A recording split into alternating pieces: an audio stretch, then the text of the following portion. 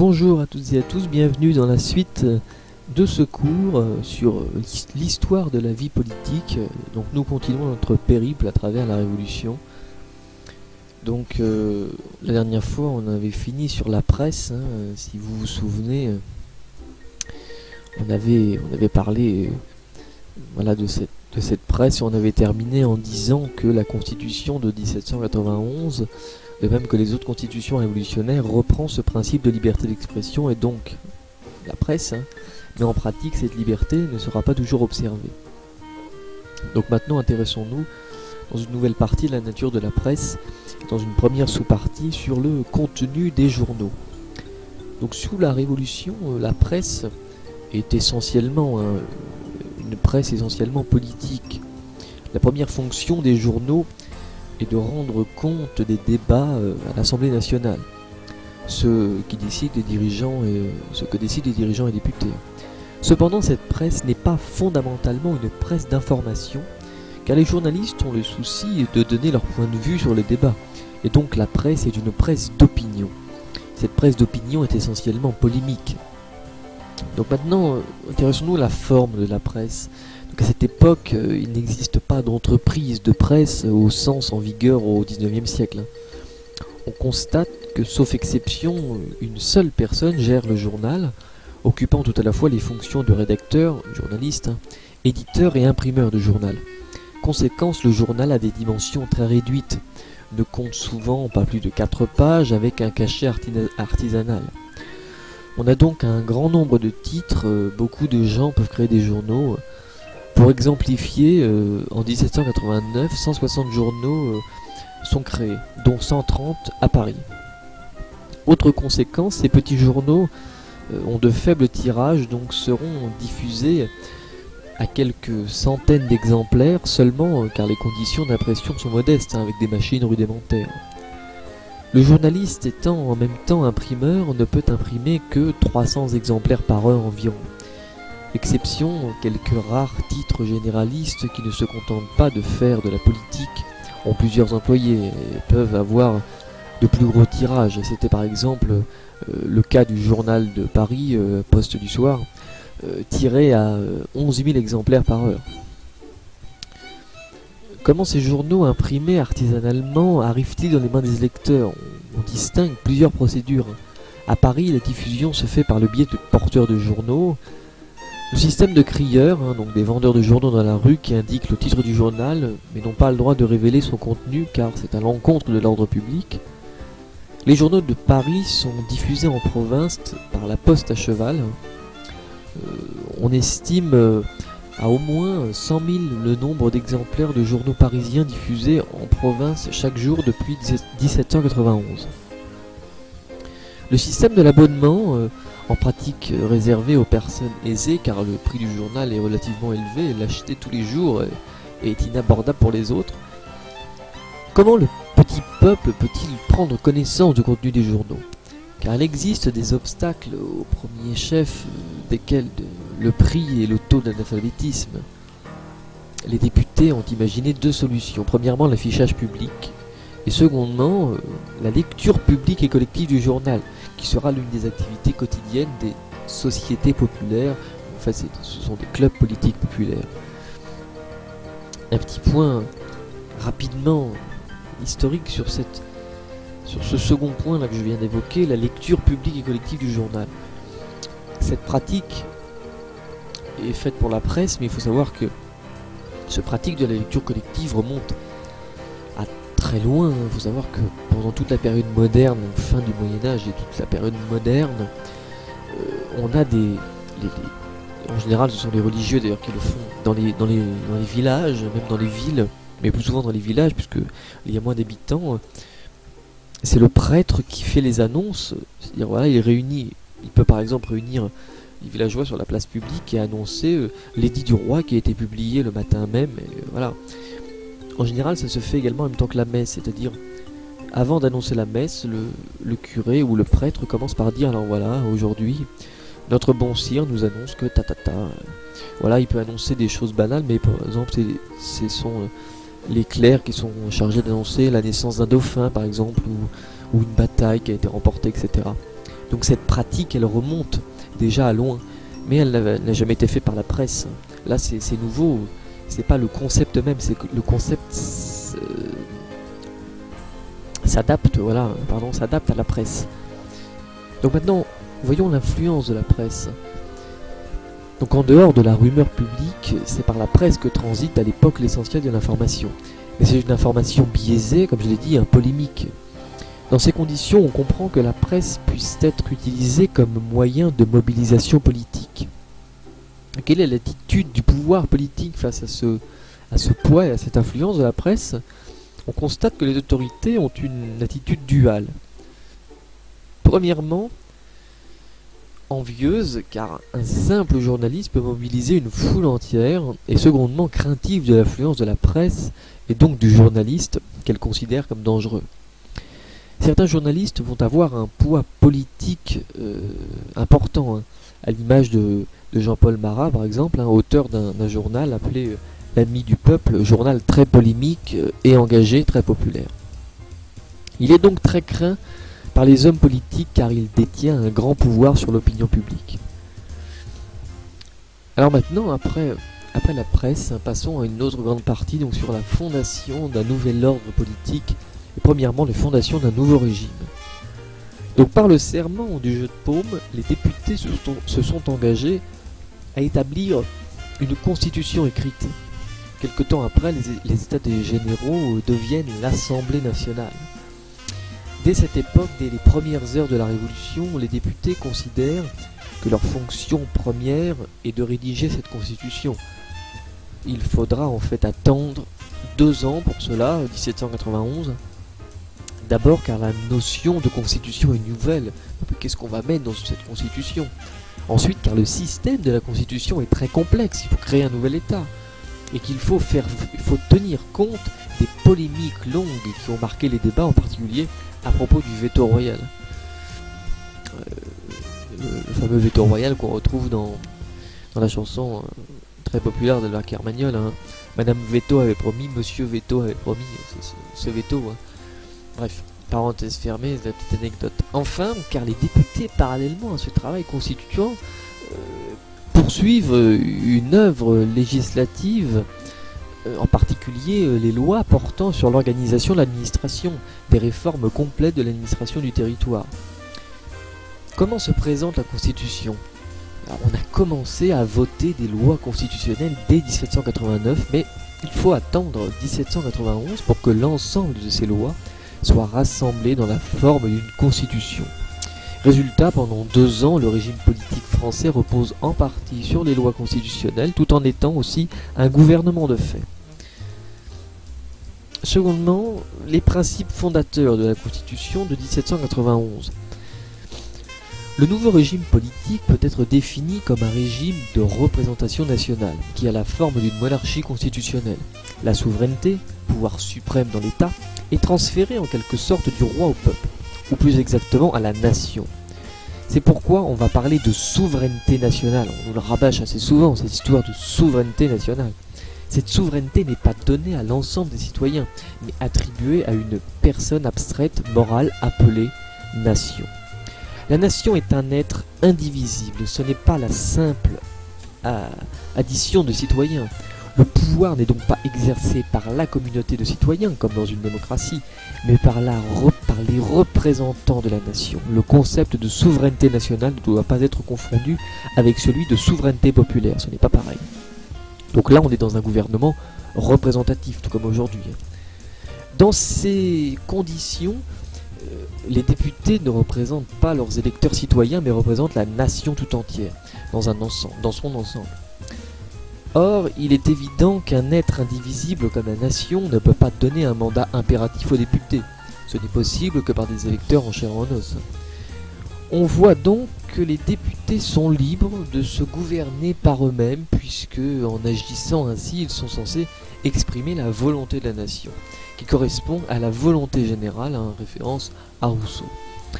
En principe, il n'y a pas de lien véritable entre députés et électeurs. Donc le rôle des citoyens électeurs se réduit à élire les députés. Et tous les citoyens ne sont pas électeurs. Cette limitation du rôle du citoyen est due à une sorte de méfiance et de dédain que les députés ont à l'égard des citoyens de base. Celui-ci est considéré comme incapable de bien déterminer les intérêts de la nation. Seuls les députés auraient cette capacité. Ce système semble introduire un fossé entre députés et citoyens. Les députés en pratique veulent conserver le contact avec leurs électeurs, mais on va constater dans l'histoire politique ultérieure de la France que cette dualité perdure, car plusieurs constitutions vont reprendre cette idée de souveraineté nationale, pas de mandat immersif. Donc vous voyez, on fait souvent l'éloge de cette révolution qui fait un pouvoir direct entre le gouvernement et le peuple. Là, c'est l'exemple parfait pour montrer un petit peu, pour casser cette légende dorée de la Révolution et voir que ces députés avaient un petit peu de dédain et se prenaient pas pour de la fiente.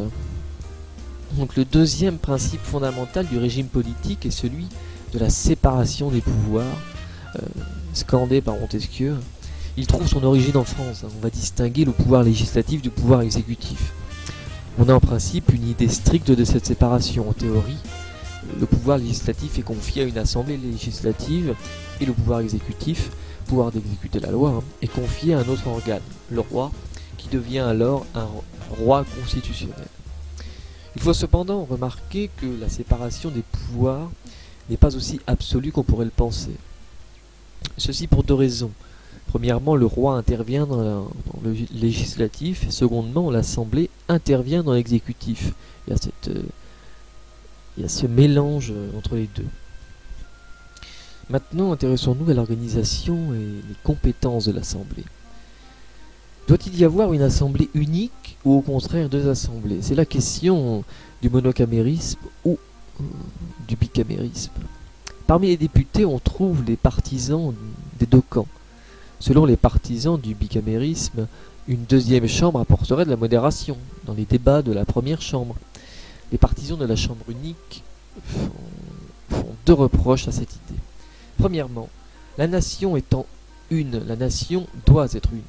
En effet, si les députés représentent non pas les citoyens réels mais la nation abstraite, on voit mal comment la nation pourrait être représentée par deux assemblées différentes. Le roi est-il représentant de la nation? Secondement, l'argument d'opportunité politique. Avec une deuxième assemblée, on risque d'avoir une nouvelle assemblée aristocratique, c'est le cas du Parlement anglais et de la Chambre des Lords. Les partisans de la Chambre unique l'emporteront. Il faudra attendre la Constitution de 1795 pour introduire le système bicaméral. On peut constater qu'en général, les hommes et partis politiques de gauche ont plutôt été favorables à la Chambre unique. Ils n'ont jamais cessé de critiquer le Sénat, considéré comme une élite qui ne servait à rien. Maintenant, penchons-nous sur l'organisation de l'Assemblée. L'Assemblée législative en 1789 accueille 745 membres, États généraux, 900 députés, et est élue pour 2 ans. Certains députés de la noblesse et du clergé vont partir quand les États généraux deviendront l'Assemblée nationale. Selon Rousseau, une bonne représentation doit être renouvelée fréquemment pour suivre l'évolution de la nation. Par conséquent, plus les élections seront rapprochées, plus cette représentation sera fidèle. Contrairement au Parlement d'aujourd'hui, on dit que l'Assemblée législative est permanente, c'est-à-dire qu'en principe, elle siège sans interruption, la nation est en permanence. Le roi n'a pas à convoquer l'Assemblée et ne peut pas lui faire prendre congé. L'Assemblée n'est pas vraiment permanente au sens strict du terme, mais il y a 2 séances, une le matin et une le soir, qui peut se prolonger pendant la nuit où tous les députés ne sont pas toujours présents à l'Assemblée. Problème, où se réunissent les assemblées? Quelle est la salle? Comment est-elle? Il n'existait pas à l'époque de salle adaptée pour les débats en assemblée comme on a aujourd'hui.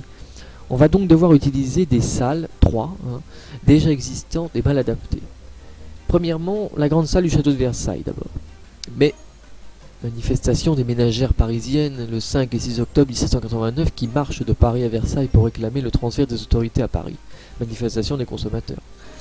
Le roi va désormais loger avec sa famille au palais des Tuileries, détruit sous la commune de Paris, bien sûr, qui se trouvait au bout du palais du Louvre. L'Assemblée siège dans un bâtiment dans le jardin des Tuileries. C'est la salle du manège, mais seulement jusqu'en mai 1793, chute de la royauté en août 1792, pour aller siéger au palais des Tuileries. Ces salles, et notamment la salle du manège, sont inadaptées.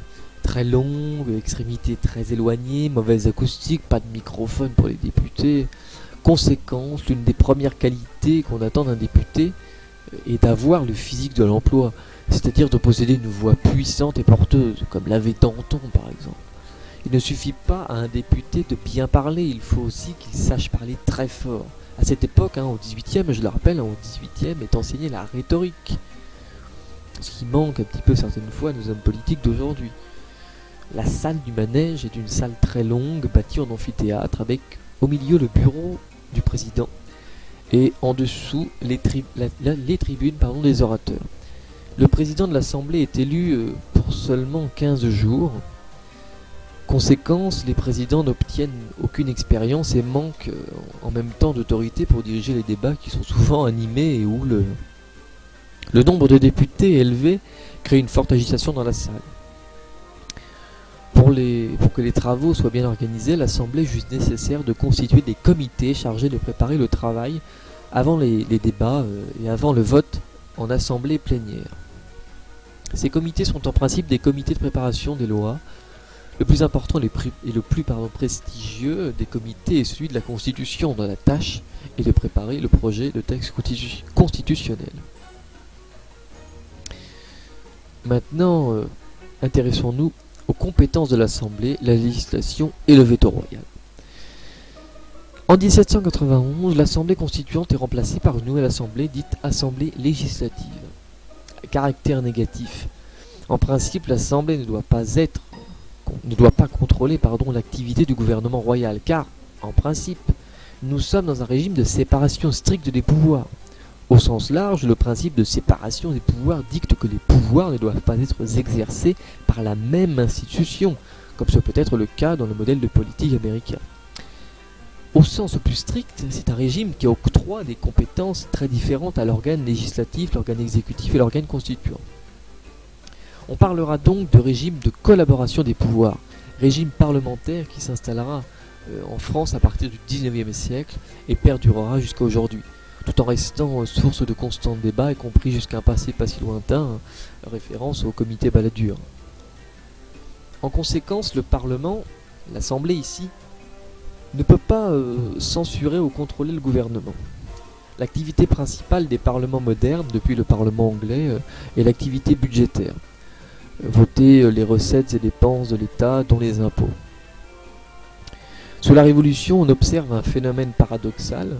Même si l'Assemblée a un grand pouvoir financier, le système fiscal a été complètement transformé. On constate que les assemblées révolutionnaires vont négliger largement les finances publiques, laissant la crise financière de l'ancien régime se prolonger et s'aggraver sous la Révolution. L'activité principale des assemblées révolutionnaires en dehors du travail constituant sera l'élaboration et le vote de la loi, travail législatif. Le vote de la loi est donc le travail de l'Assemblée législative. Mais en quoi consiste cette procédure d'élaboration de la loi ? On distingue en général deux phases. La première phase est celle de l'initiative de la loi. Elle est du ressort de l'Assemblée. Le roi et les ministres en sont exclus, bien sûr. Particularité de l'époque révolutionnaire, l'initiative de la loi appartient à chaque député. À l'époque, un député isolé, seul, peut représenter une loi. Et il peut la présenter à l'Assemblée. Chaque député représente la nation en elle-même, il a donc le droit de s'exprimer au nom de la nation. Le vote de la loi se fait par l'Assemblée plénière, donc tous les députés doivent être présents à l'Assemblée. Pour voter la loi, on va poser une règle spéciale établissant le nombre minimum, le quorum, de députés présents lors des débats en Assemblée. 200 députés pour que les décisions soient valables. Parmi ces députés, le vote se fait à la majorité simple. La formule de vote est celle des assis pour, contre, les levés, contre.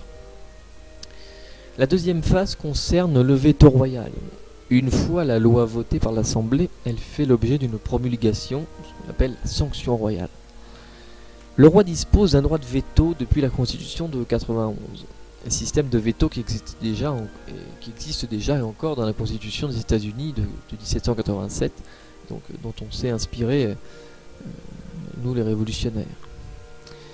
Pendant l'élaboration de la Constitution, été 1789, deux camps se forment dans l'Assemblée, créant un des plus grands conflits de l'époque, avec d'un côté des députés favorables à un pouvoir fort du roi, là c'est plutôt du côté de Mirabeau, qui propose qu'on attribue au roi le droit de vote absolu.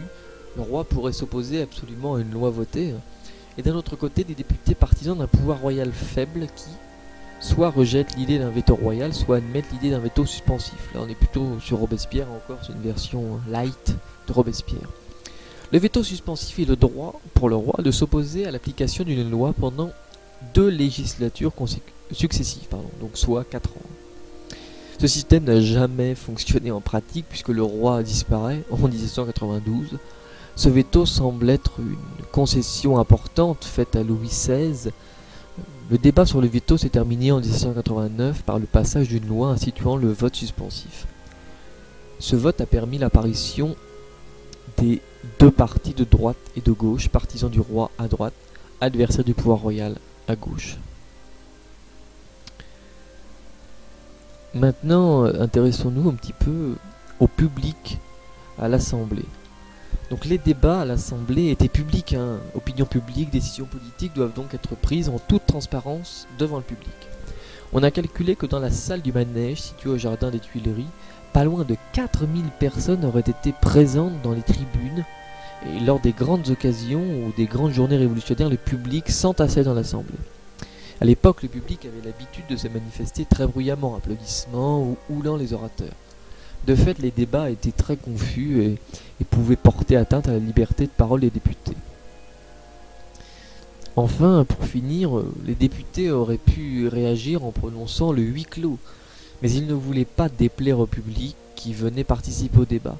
Le public, ici populaire, intervenait activement dans les débats grâce au droit de pétition reconnu aux citoyens, allant jusqu'à en abuser, pétitions individuelles et collectives.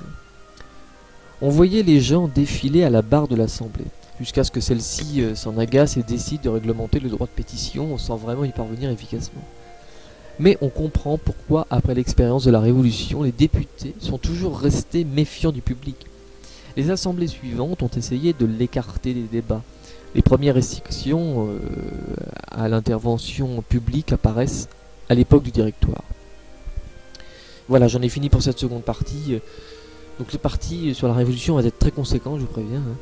Donc ensuite, on rattaquera la prochaine fois sur le roi et le pouvoir exécutif et le maintien de la royauté et le statut du roi. Je vous remercie, j'espère que ça vous a plu et je vous dis à très vite.